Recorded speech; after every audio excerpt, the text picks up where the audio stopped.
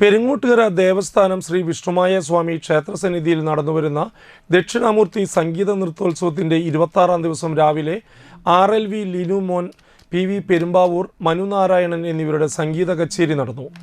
ബാംഗ്ലൂർ പത്മിനിയുടെ ഭരതനാട്യം, ബാംഗ്ലൂർ അക്ഷിത രാജേഷ് കുമാറിൻ്റെ ഭരതനാട്യവും കഥക്കും, സുൽത്താൻ ബത്തേരി രംഗാർച്ചന, ആശാ കലാലയം ഷിനിലിയുടെ കുച്ചുപ്പിടി, ബീന നെടുമ്പിള്ളിയുടെ ഭരതനാട്യം, ബിനു ചന്ദ്രദേവിൻ്റെ മോഹിനിയാട്ടം എന്നിവയും ചിറ്റ്ലപ്പിള്ളി ഗൗരീശങ്കരൻ ടീമിൻ്റെ തിരുവാതിരക്കളിയും ഉണ്ടായിരുന്നു.